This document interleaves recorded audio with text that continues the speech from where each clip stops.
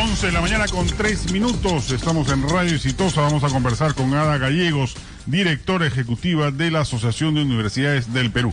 Señora Gallegos, ¿qué tal? ¿Cómo está? Buenos días. Muy buenos días y gracias por esta invitación. A ver, está en el candelero el ministro Saavedra, el ministro de Educación, promotor principal de la ley universitaria, que a su vez está en entredicho debido a un proyecto de ley que ha presentado el congresista Javier Velázquez Quesquén, que está por verse si el Congreso avala o no. ¿La Asociación de Universidades del Perú está a favor de ese proyecto? Bueno, la Asociación de Universidades del Perú, que reúne a las tanto universidades estatales como privadas, siempre advirtió del gran riesgo que traía esta ley, y hoy día ya es una realidad, que ha sido la vulneración de la autonomía universitaria. ¿Por qué ya es una realidad? En desmedro esencialmente de las universidades, en desmedro realmente esencial entre las universidades públicas, ¿no? Que son las más afectadas, porque esta ley evidentemente tiene una serie de requisitos que quisiéramos que todas pudieran cumplir, no solo el 25% de docentes a tiempo completo, quisiéramos muchísimos más condiciones, pero sin embargo es una ley que nació casi sin vida, porque nació a 2 años de existencia de la misma. Para su aplicación ha recibido 0 soles en el presupuesto de las universidades pero públicas. Está vigente, ¿no? Hay universidades que se han licenciado. Claro, pero da la casualidad que las universidades licenciadas son estrictamente las universidades privadas, y eso nos da una tremenda preocupación, que la Asociación de Universidades desde siempre advirtió que el efecto que esto va a traer es que resulta que para las universidades públicas va a resultar inaplicable, porque le pide una serie de condicionamientos, laboratorios, enseñanza de inglés, que quisiéramos para todos los jóvenes del país con escasos recursos, por supuesto, y sin embargo claro, esta ley no puede pero eso ¿cómo se resuelve? Dándole más presupuesto. No tirándose abajo la ley. No, pero es que ahí no va. Eso es por un lado, que nace la ley sin tomar esa previsión, pero creo lo que nosotros reconocemos, el gran aporte del proyecto del congresista Velázquez Quesquén, aun cuando nosotros tenemos otros aportes que poder brindar y otras sugerencias al proyecto, es que ha reabierto este debate que a todas luces era necesario. Y hoy mismo los máximos defensores... ¿Por qué apoyan ustedes el proyecto de ley del congresista Velázquez Quesquén sin que yo recuerde ninguno de los puntos que la ASUP reclamó y propuso durante estos últimos meses? Ninguno de ellos es equivalente o similar a lo que el congresista está planteando. Sí, pero permítame hacer una aclaración. No es que, primero, que nosotros no es que estamos en apoyo de este proyecto. Lo que estamos nosotros reconociendo es que hay esta valentía de presentar, y de que lo haya presentado cualquiera de los congresistas, el gran paso y la gran contribución es reabrir el debate. Ahora, que nosotros hay un tema central, y para eso yo traigo a referencia lo que los constitucionalistas más destacados de todo el país han suscrito, que nadie pudiera apelar a ello. Han suscrito con mucha claridad que el problema central de la ley universitaria y de su aplicación es que han sujetado a las universidades del país a una entidad administrativa, a un poder ejecutivo de turno, como es el Ministerio de Educación y la SUNEDU. Ese problema central es el que está en discusión en este momento.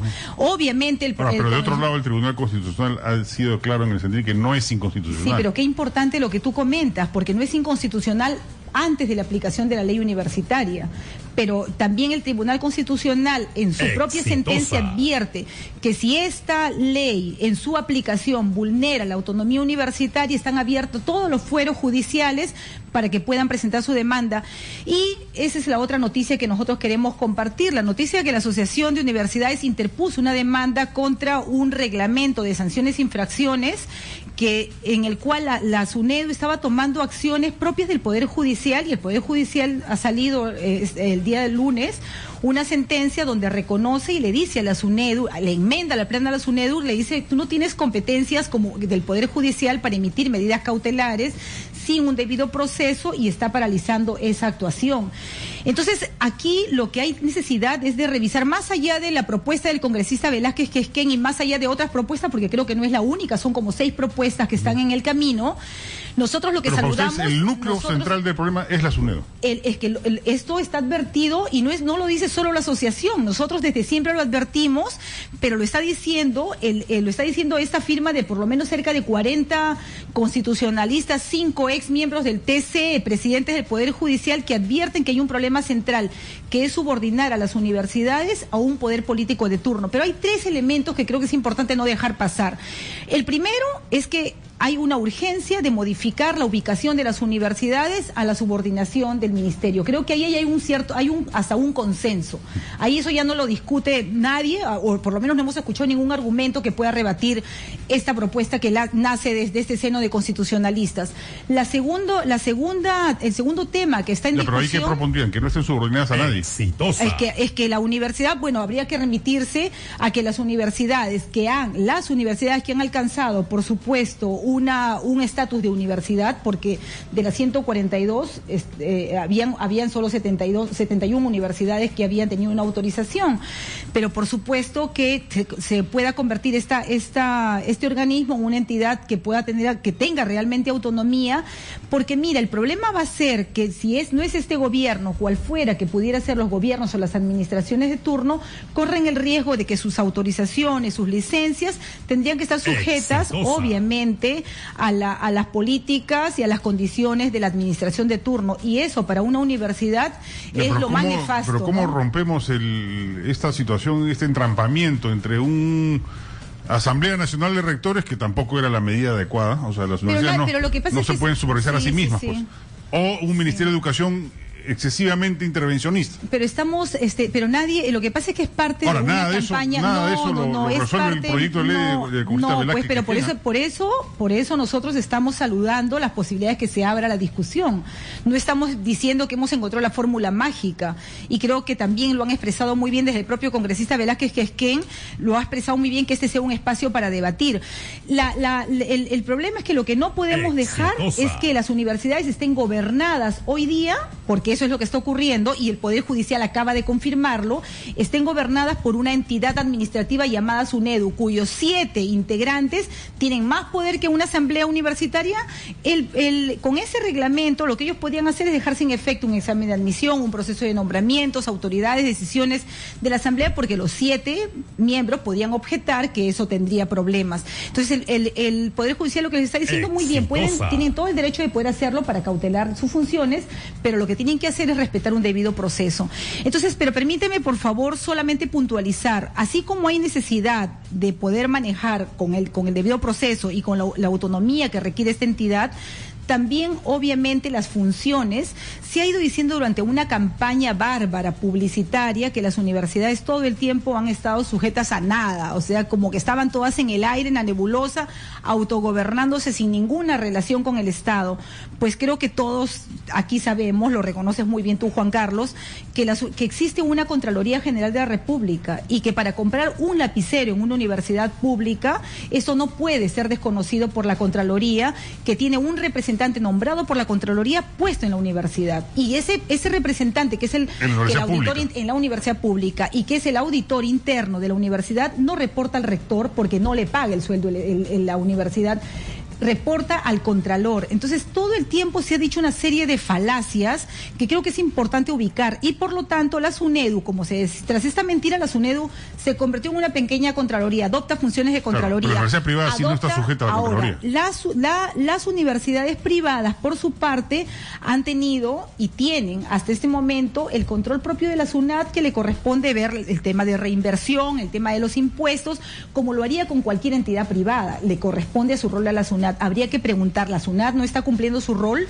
Porque entonces la SUNEDU en sus funciones toma funciones del Poder Judicial. Yo estoy de acuerdo en que hay un riesgo, que darle demasiado poder a una comisión integrada se ha convertido en una entidad omnipotente. Pero tampoco podemos recaer en el sistema de los rectores. No, es que nadie está hablando de recaer en el sistema de rectores. Lo que estamos buscando ahora, nosotros lo que proponemos es que exista realmente una representatividad de la comunidad universitaria. Y la comunidad universitaria, por su definición, la universidad, y puesta desde la Constitución, la universidad se define como esta comunidad académica conformada por docentes. O si no, la otra solución más práctica. Estudiantes. Se acabaron las exoneraciones tributarias para la universidad pública y privada. Ese es un tema. Hagan lo que quieran, sí, pues. Pero ese es un tema que hagan lo que quieran. Pero fíjate, pero es que ese es un tema que interesante. Como cualquier empresa privada. Sí. Pero podemos ponerlo a discusión sin ningún problema. Pero y que no den títulos a nombre de la nación. Mira, Juan Carlos, pero este proyecto no ha puesto ni siquiera en tela de juicio eso. Ni siquiera, me refiero, el proyecto de ley que está en vigencia, no está puesto en cuestión alguna observación a ese nivel. Inclusive algunos han dicho, claro, se quiere regresar al pasado. Es parte de una campaña publicitaria. ¿Por qué no ponemos las cosas en su real dimensión? El problema en este momento es que existe una entidad administrativa, obviamente dependiente del ministro de Educación, que está tomando está por lo menos considerando e incluyendo al menos 5 entidades: Poder Judicial, Contraloría, SUNAT, OMPE. No puede, eso sí se tiene que poner a revisión. El que los integrantes sean nombrados por el Ministerio de Educación a precisión y a decisión del ministro de Educación, ¿no es acaso un riesgo para las universidades? O sea, ¿de qué libertad de pensamiento podríamos hablar? Y no se puede justificar eso con algún problema que han tenido las universidades, porque si no, el riesgo es que algún medio de comunicación o algún periodista puede estar incurriendo en alguna falta, se le puede decir entonces todos los medios tengan que tener una superintendencia, porque hay algunos periodistas o hay algunos medios que se están excediendo. La Constitución Política cautela 2 libertades fundamentales, que es la libertad de pensamiento y la libertad de expresión.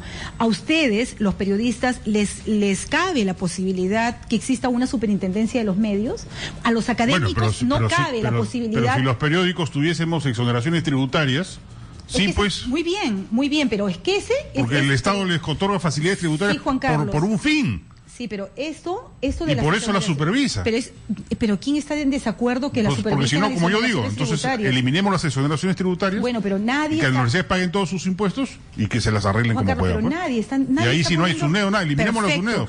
Pero tú crees que la SUNEDO está por y que den títulos a nombre de la Universidad Católica, dará títulos a nombre de la Universidad Católica, no a nombre de la nación. Pero la SUNEDO no existe por el tema de las exoneraciones tributarias, porque si hubiera existido. Pero a lo que voy es que sí se requiere una intervención del Estado, una regulación del Estado, porque justamente son entidades públicas y privadas que tienen concesiones tributarias. Y la Constitución lo porque otorga, es una finalidad del país, fomentar la educación universitaria. Un rol coordinador al Estado acerca de las políticas, esencialmente en términos de educación y políticas universitarias.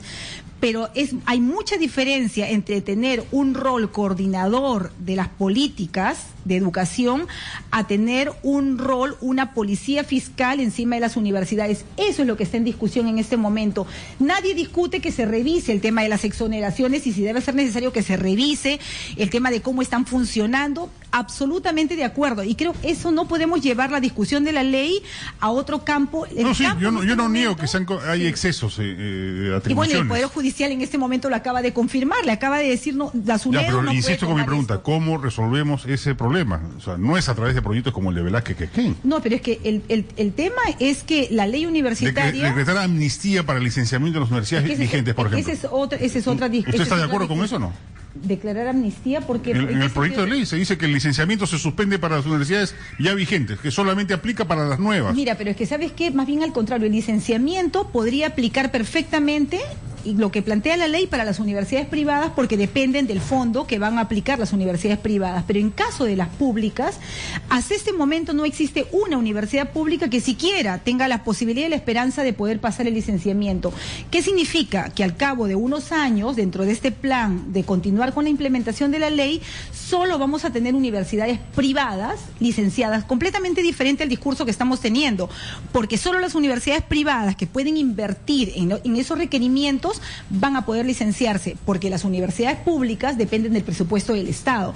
Y si el Estado no les da, ¿qué cosa tenemos que preguntarle a la ley? ¿Qué significa? ¿Que se van a cerrar esas universidades? Porque no van a tener licenciamiento y no van a poder funcionar. Tendríamos que advertirle a los estudiantes en este momento que por gusto están haciendo sus estudios, porque de pronto su título no va a tener validez, porque al cabo de unos años no van a poder ni siquiera registrar porque no tienen licencia. Ese es el meollo del asunto. El meollo del asunto no está en las privadas, en este momento está en las públicas, que se les exige requerimientos sin poder darles presupuesto. Si el presupuesto estuviera saldado, vamos a otro tipo de discusión. Entonces, sí quisiera resaltar que, por supuesto, como podemos ver, esta ley podría seguir marchando, podría seguir caminando en los requerimientos de sus condiciones básicas que exige la ley o que existe, por ejemplo, para el licenciamiento, pero en caso de pero las no me queda claro, públicas, ¿en qué están de acuerdo con la ley universitaria? A ver, voy a cambiar la pregunta. ¿En qué están de acuerdo con la ley? Nosotros estamos de acuerdo con la ley en la necesidad, es más. Esta ley surge por una propuesta que ocurre del seno de las universidades, de una consulta, y se eleva al Congreso, porque ya se veía la necesidad de poder hacer modificaciones y actualizarla a los tiempos, en la necesidad de dar un presupuesto especial y reconocer el nivel para el desarrollo de la investigación, para lo que es responsabilidad social en las universidades, el tema de salud. Hay muchísimos elementos que nosotros reconocemos muy cercanos y apoyaríamos. El gran problema es que tocase el poder de los rectores. No es que nada que podría tocar el poder de los rectores, porque como si habláramos... Pero ¿quién va a estar en desacuerdo pues con que se fomente la responsabilidad social? Nadie, pues. O sea, no, pero es que pero igual la investigación... Pero lo esencial de la ley... es que lo esencial de la ley, que no estuvo nunca en la ley, que no estuvo nunca en el proyecto de ley, ni siquiera del congresista Mora, es el tema de la SUNEDU. La SUNEDU entra como un apéndice que sale del despacho del ministro de Educación, es una propuesta del despacho que sin mayor votación ingresa y se adjunta al proyecto de ley. Bueno, el ministro Saavedra tendrá que, obviamente, también que responder, porque esto no estaba en el proyecto inicial y se lleva de frente a votación. Entonces, la preocupación es que parece como un engranaje no natural, porque hay muchísimos elementos en la ley que rescatamos y que las vamos a apoyar. Tanto es así... Pero insisto, para concluir, porque el tiempo nos gana, ¿cómo propondrían ustedes que se organice la SUNEDU? La SUNEDU, primero, que no puede tener dependencia, tiene que ser un organismo autónomo. ¿Cómo se constituye? Un organismo autónomo del seno de la comunidad universitaria, que existan propuestas de representación de la universidad. O sea, un representante de la universidad pública, un representante de la privada, de los colegios profesionales, un representante de un organismo autónomo del Estado, que puedan realmente velar realmente por lo que son las condiciones. Además, recordemos también, acá hay una trampa, porque una es la función de la SUNEDU en cuanto a otorgar licencias para funcionar, y otro son las autorizaciones para lo que se refiere a la acreditación.